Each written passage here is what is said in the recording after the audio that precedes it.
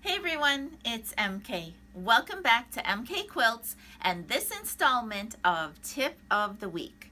So today's tip is one of those tips that has spawned itself out of a quilt that I'm working on, and that happens time and time again. So I figure Ellen's here, she can hold the camera, and I might as well just show you what I'm working on. So what I'm going to show you today is a little bit of a tip on placing your borders before you stitch. So I have a border pulled up on my monitor. Of course, I've already built that in simulation. So I'm going to have Ellen come in a little bit closer and I'm going to show you a little bit of placement, and I'm going to show you how I do it and how if you do it an alternate way, it may not be exactly what you want for your final product.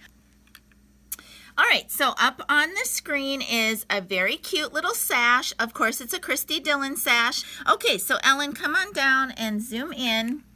I am going to put my placement of this border right where my needle is. And I think what I'll do, Ellen, just back up a little bit. I'll do a needle down and a needle up so that they can see where the thread is coming up.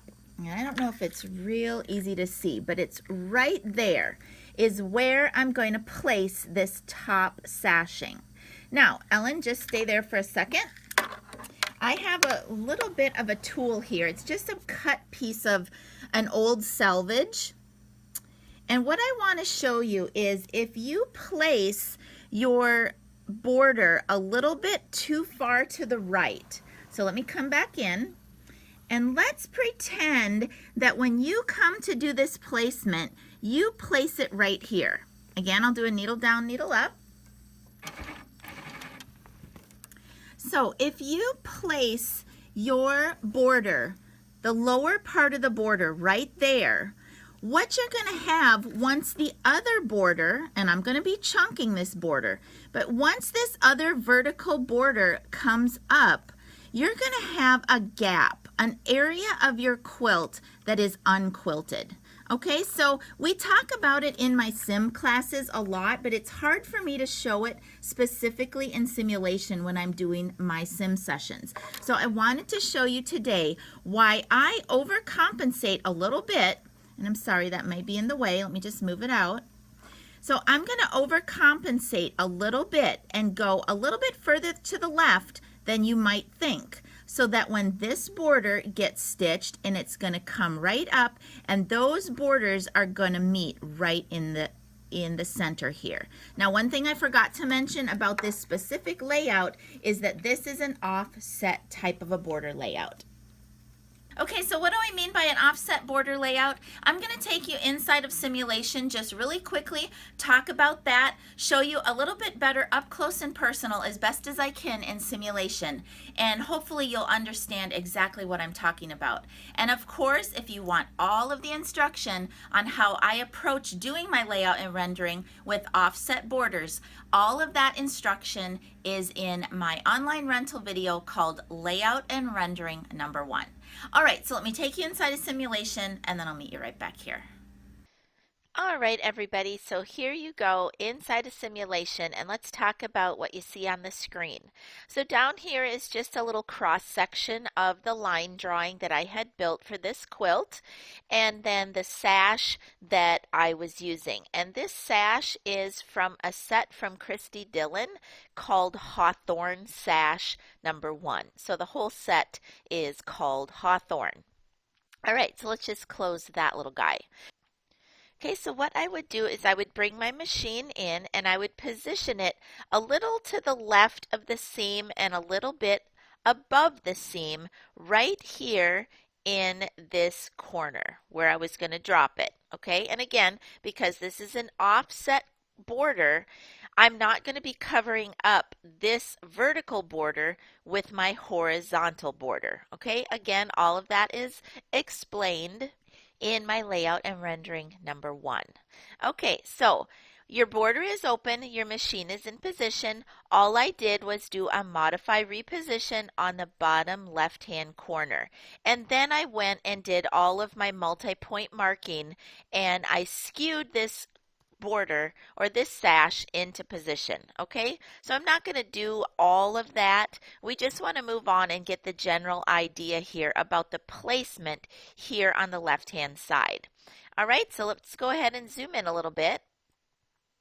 All right, if I deselect that, and you can pretend that it wouldn't have been overlapping, that it would have been stitched out perfectly, but do you see how the border overlaps a little bit? Because when I get to the point where I'm going to drop in the vertical border, and let me just pull it up, that border is going to come and nest itself really closely up here in the left-hand corner. Now in simulation, you can see that my borders are almost touching. In the video that you just watched, they weren't exactly touching. It's just because it's hard for me to get it to look exact when I'm trying to recreate it in simulation. But what I want to show you is, let's go ahead and move this out again. If when you were placing your top border, you brought your machine in and you put your machine right about here and you did modify, reposition, bottom left. When you bring the left-hand border in to reposition this, and I'll just do it loosely so you kind of get the idea. If you were to position your border in this manner, you would have this large channel of unquilted space in between those borders. And that is just going to be very obvious to the eye. And we don't want that. We want this border to look like it's a complete border that goes around and gives the appearance that it's connected when it's really not.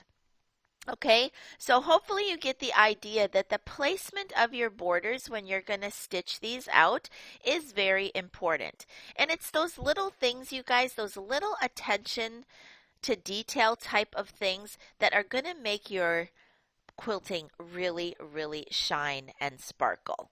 Okay, again, you guys, if you want all of the information on how I do these line drawings, if you want all of my instruction on layout and rendering, where I talk about offset borders and the like, please head on over to mkquilts.com. Go to the video training tab, and that will redirect you to my video hosting site, and you can check out all of my rental videos that I have there. And I have a playlist that includes my top 5 videos, and please check those out. If you have any questions, don't hesitate to reach out. Hope this was helpful, and until next time, it's MK. Bye-bye.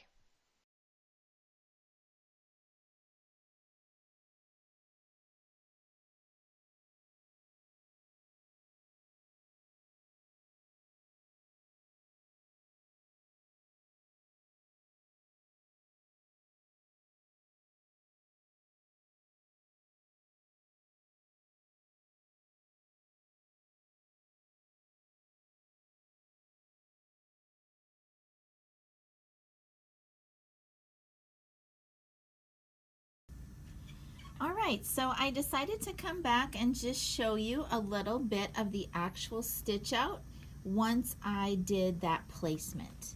Let me put those little pieces of selvage in there one more time so that you can hopefully see this up close and personal. Had I not done this, what would have happened? All right, so this is a little bit of an up close and personal on this border. Now that doesn't really look like that big of a variance, does it, as you look through the camera? But if you think about that little line of stitching right there not being there, I would have had this whole channel between those two borders be unquilted. And that's going to be really, really obvious to the eye of somebody looking at that quilt.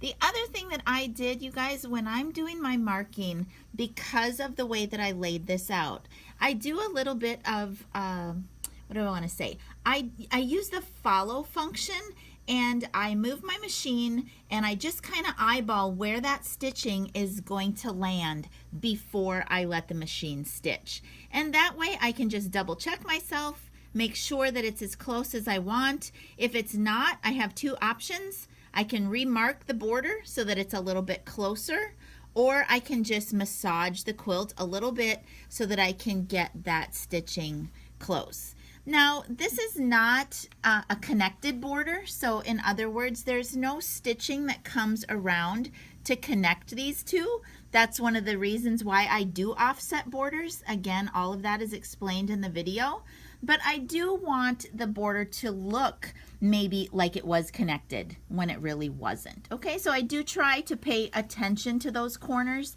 I try to get the stitching so that it looks nice and that the spacing is even, so that when somebody looks at it, they think that I did a corner treatment when I really didn't. All right, you guys, that's all I got for you this week. Hope that was helpful, and until next time, from my studio to yours, happy quilting. Bye-bye.